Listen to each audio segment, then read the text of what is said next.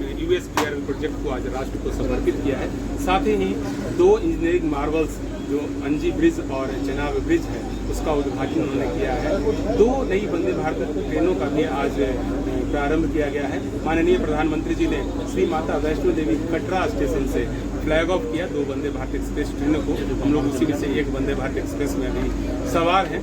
यह प्रोजेक्ट न सिर्फ जम्मू और कश्मीर के लिए उम्मीद की नई किरणों को लाएगा, बल्कि पूरे देश को जम्मू कश्मीर से जोड़ने में अहम भूमिका निभाएगा। हम सभी जानते हैं कि जम्मू और कश्मीर 2 अलग अलग ज्योग्राफिकल एरियंस हैं और अभी जम्मू से कश्मीर जाने में 6 से 8 घंटे, कभी कभी 10-10 घंटे का समय लग जाता था। अब इस ट्रेन के परिचालन से यह दूरी जो है वह 3 घंटे में पूरी की जा सकेगी। जो ट्रेन अभी हम लोगों ने नोटिफाई किया है 26401, वह प्रतिदिन 8:10 पर श्री माता वैष्णो देवी धाम कटरा से खुलेगी और 11:10 पर श्रीनगर पहुंचेगी। इसी तरह से एक और ट्रेन खुलेगी प्रतिदिन श्री वैष्णो माता धाम कटरा से, और वह है ट्रेन संख्या 26403, जो प्रतिदिन 14:55 बजे खुल करके शाम में 6 बजे आपको पहुंच जाएगी श्रीनगर स्टेशन पर।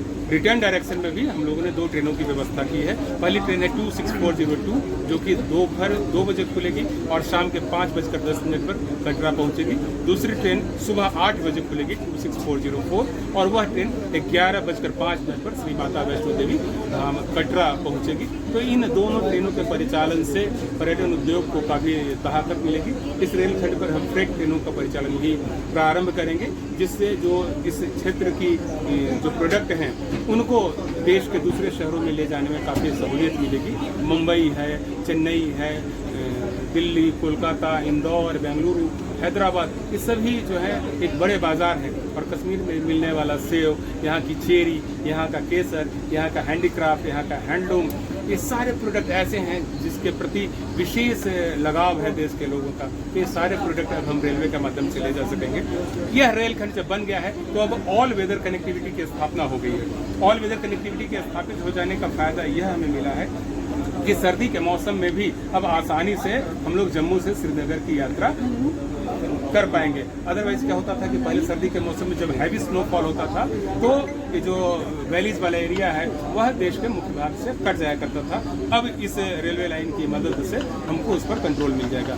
साथ ही ये जो वंदे भारत एक्सप्रेस हम लोग चला रहे हैं, इसमें कई नए फीचर्स हम लोगों ने लगाए हैं ताकि कड़ाके की ठंड में या हैवी स्नोफॉल के दौरान भी यात्रियों का जो कंफर्ट का लेवल है वो कॉम्प्रोमाइज़ न रहे। वो लोग इस ट्रेन में बैठ करके कश्मीर की हसीन वादियों का नज़ारा ले सकें। इसके लिए पूरे ट्रेन को वार्म अप रखने की व्यवस्था की गई है और इसके लिए इस दोनों रेक में 5 kVA का स्पेशल ट्रांसफार्मर लगाया गया है। हम लोगों ने इसमें सिलिकॉन हीटिंग पैड लगाया है। वाटर टैंक में सिलिकॉन हीटिंग पैड लगा देने का फायदा यह होगा कि जब कड़ाके की ठंड पड़ेगी तो टेम्परेचर -10 डिग्री हो जाएगा, -15 डिग्री हो जाएगा, तभी पानी जमेगा नहीं। ठीक है। इसी तरह से जो प्लम्बिंग सिस्टम है उसको भी कोटिंग की गई, स्पेशल कोटिंग की गई ताकि पाइप में भी पानी न जमने पाए। और पूरा ट्रेन का तो मैंने आपको बताया ही। साथ ही कई सेफ्टी के नए फीचर्स इसमें हम लोगों ने ऐड किए हैं।